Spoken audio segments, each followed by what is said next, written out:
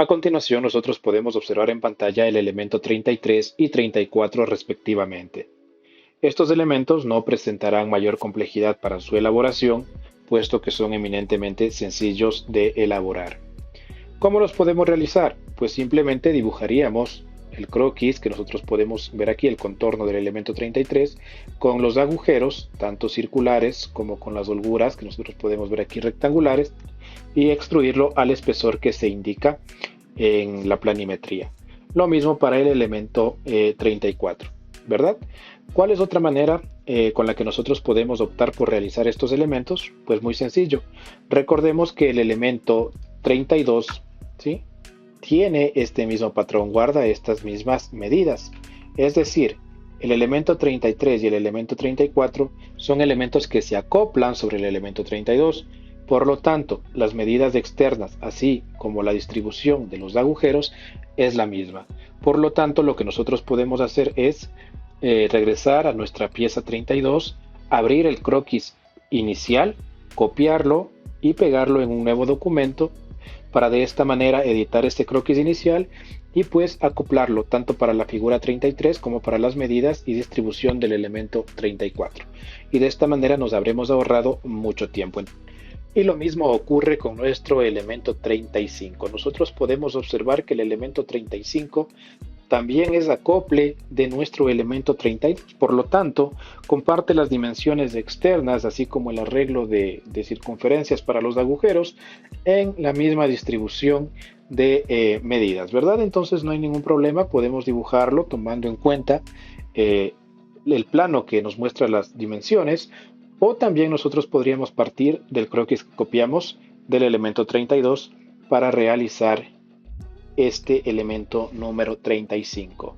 Muy bien, y a continuación pues tenemos aquí este elemento 36, un elemento que nosotros ya lo podemos conocer, se nos hace un poquito familiar, puesto que es muy similar a nuestro elemento número 28. Entonces, en el elemento número 28, en el video tutorial que está subido en el canal, para el cual vamos a asignar aquí la respectiva tarjeta, nosotros tenemos ya el procedimiento que se tomó para realizarlo, ¿verdad? Entonces, en este caso, el proceso de construcción es exactamente el mismo, salvo que aquí no tenemos la presencia, se podría decir, de dos cuerpos, de dos elementos o de un ensamble. Es un solo elemento correspondiente al cuerpo gris, ¿sí?, del elemento 36. Entonces, los únicos cambios que nosotros vamos a encontrar de pronto aquí van a ser la rosca y el cambio de dimensiones en este elemento. Entonces, les dejo la tarjeta en la descripción del video para que nosotros podamos basarnos, ¿sí?, en el procedimiento de modelado del elemento anteriormente mencionado para obtener el número 36. Asimismo, el elemento número 37 presenta una forma peculiar que se nos hace conocida, puesto que ya realizamos un elemento de forma similar, ¿sí? Entonces, de igual manera, aquí en el video se queda la tarjetita para que nosotros podamos acceder al procedimiento que utilizamos para modelar ese elemento. Pero sencillamente, en breves palabras, nosotros podemos decir que es un elemento generado por revolución. Simplemente dibujamos la parte superior o la parte inferior de este elemento, procedemos a revolucionarla y tendremos el 3D. Entonces, en esta ocasión nosotros estaremos elaborando el elemento número 38 de nuestra lista de materiales, mismo que nosotros podemos observar en este preciso momento en la pantalla, ¿sí? Entonces, ¿cómo lo vamos a realizar? ¿Cómo lo podemos hacer? Tenemos algunas vistas que nos van a ayudar mucho con el proceso de su construcción. Entonces, vemos que tenemos aquí un cuerpo en forma, se podría decir, de una especie de cilindro, por así mencionarlo, ¿verdad?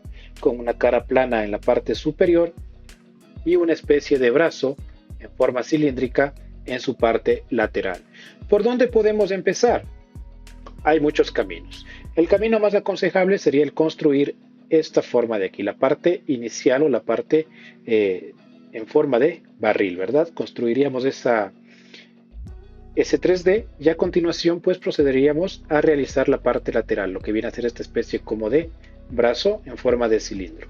Una vez que nosotros tengamos esos elementos, procederemos a realizar los agujeros donde estos sean requeridos, así como también a ubicar las respectivas roscas. Aquí tenemos identificadas en la planimetría la presencia de estas roscas, ¿no? Tenemos una en la parte interna, aquí, y otra rosca en esta parte de acá, en la parte del brazo. Vamos a ver, me parece que son las dos únicas roscas con las que nosotros contamos, además de detalles de redondeo. Entonces, este será el procedimiento que nosotros utilicemos para generar el 3D del elemento número 38, procedimiento que indicaremos a continuación. Comencemos.